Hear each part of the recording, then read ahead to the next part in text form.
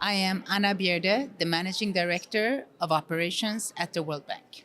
As you take part of this year annual meetings, which priorities do you see as most essential for driving sustainable and inclusive growth, and why?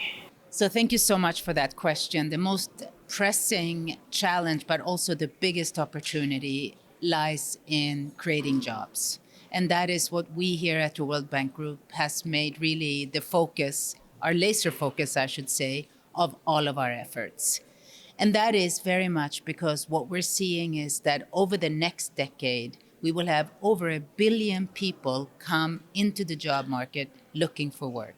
And there's simply not enough jobs, the way we're projecting it, to be able to meet this demand for jobs. So we have been working hard to come up with a plan for this, essentially. And I'll just briefly summarize it. It comprises 3 pillars in the form of an approach.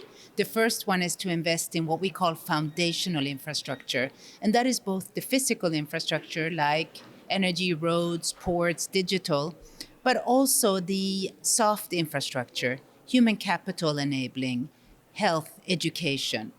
The second is to make sure that we have an enabling environment that really is conducive. And that means having stable policy and regulatory environments.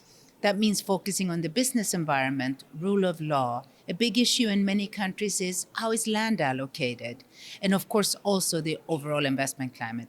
And the third pillar is all about attracting and mobilizing the private sector for both capital, but also for skills and innovation. And we believe those three together is what's going to make a huge impact in the aspiration to create jobs. We want to take those 3 approaches or 3 pillars through essentially 5 sectors that we believe are particularly prone to job creation. One is, again, infrastructure. The second is healthcare. Why? Because people have to be healthy, but we also believe that the healthcare sector and industry lends itself to jobs. The third one is the very important sector of agriculture, which I hope to get a chance to speak again about. And then we have tourism, which is a very, very significant industry to attract young people and women. And the final one is what we call value-added manufacturing. All of this, the 3 approaches, the 5 sectors, and then, of course, initiatives like one of my favorite, Mission 300, which is all about electricity in Africa, is what we think is going to set us apart.